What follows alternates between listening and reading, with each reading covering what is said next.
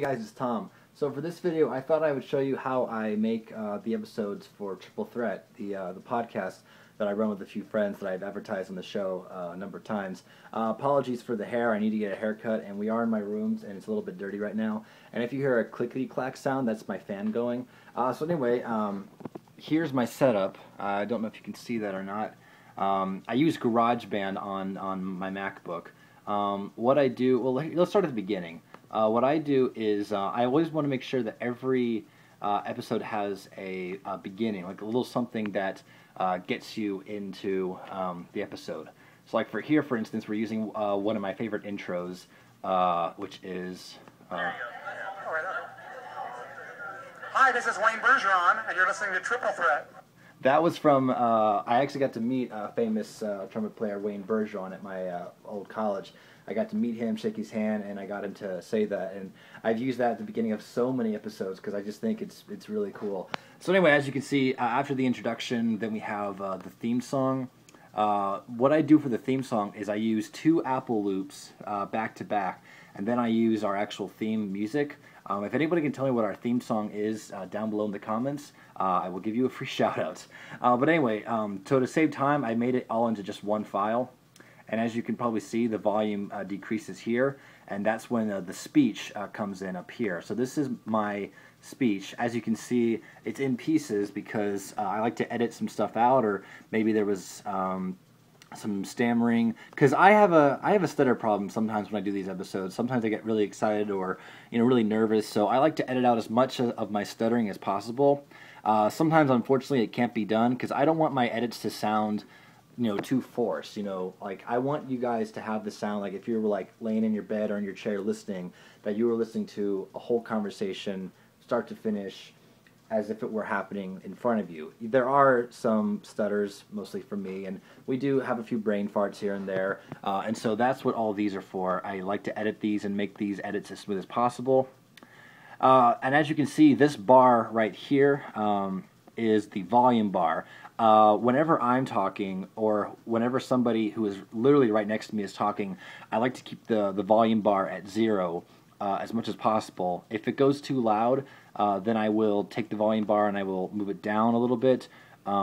And usually for Becca, since she joins us on Skype for every episode, most of what she says I actually have to increase the volume so that you can hear what she says. Like I'll play a little clip. I'm working on our Rubber Soul episode, and this is our introduction. So here you'll hear us all in the same room. The volume is at 0, and Becca's on Skype, so the volume will be raised. Here, I'll give you a sample of that. My name is Tom Rutia, and joining me is Garrett Hicks, hey. Peter Scharf, hey. Avery Spencer, and his cookie. I'm not going to stop. and Becca Cristino. Hi, Becca. Hello. So you basically get the idea there, and sometimes Becca doesn't need to be turned up all the way all the time, because what I do is when I record our episodes on Skype, I make sure there are no headphones plugged in so that the speakers on my laptop right there are fed through the microphone, which is right next to each other. So that's the sound that you hear every time someone on Skype is joined in our episodes.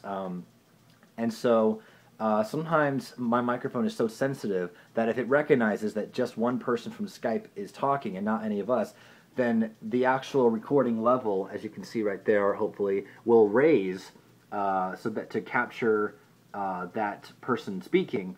And sometimes it takes a while to fade up, so if I want to increase Becca's volume, I can't have it on loud all the time, because if the microphone recording goes up, then the volume has to go down a little bit, otherwise she's going to be loud the entire time. And as much as I want her to be heard, I don't want her to hurt your ears, so to speak. But anyway, what else is there to tell you guys? I like to put commercials in each of my episodes. I've just started working on this one, but for commercials, what I use is I use a jingle on GarageBand called Rock Riff Tag, which takes me in and out of commercials. And most of the commercials, I will admit, are done by me because I want to promote an upcoming episode, or I want to say something. But sometimes if I have absolutely nothing to say or I have nothing to promote, I recycle a bunch of commercials, most notably for Garrett's podcast, Amazing Journey. And then at the very end of every episode, I bring the theme song back and I record every single outro, because every outro you hear on the show is done by me, and they're each different. They're all recorded as I'm working on them, so they're not really saved. And I do type up what I'm going to say because I want to make sure that I say, everything that I want to say. So every outro is done by me, and then once the outro is over and the theme song kind of fades away, then we go into outtakes. And what I do is, see, everything that I'm working on is either colored, meaning it's going to be heard in the final mix, or whether it's orange or purple. But something like this, for instance, where it's kind of gray shaded, that means that it's not going to be heard unless I bring it up in here and make it purple. What this is an outtake from the episode already, and so what I'm doing is saving it. That way when I go back to see if there are any outtakes, I see this here, and that lets me know, oh, this is what part that we messed up that I want to save for the outtakes. So what I'll do is I will take that and I will drag it all the way to the outtakes, which of course aren't made yet, and then I will put those back to back to back to back, the ones that I want to hear. There are some outtakes that we do that I would like to keep personal, but the ones that I think are interesting or funny, or we kind of just go off on some random tangent, I do like to include at the very end. And what I use to stitch together the outtake segments is another Apple sound effect called Tape Rewind number 3. That's the tape rewinding sound, and that strings together all of the outtakes. So anyway, guys, that's pretty much it. That's kind of what goes into recording a Triple Threat. As you can see, this is our entire unedited episode. I'm going to go in and edit and take out, like I said, all the stuttering, all the awkward parts, and of course we do actually break when we say, we'll be right back. And that part, usually we just keep the microphone on, as you could tell from our April Fool's episode.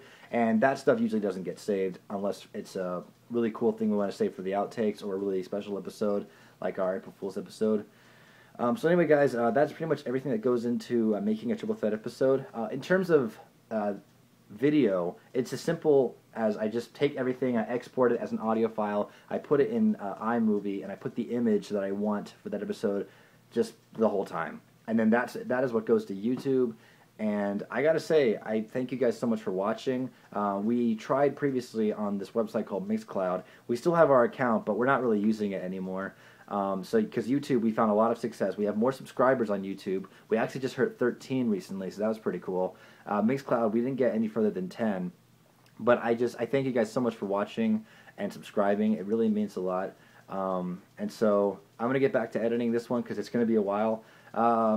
So thank you guys so much for watching. I hope you enjoyed this. I hope you got something out of it, and I hope it was very informative. So I'll see you guys later. Bye.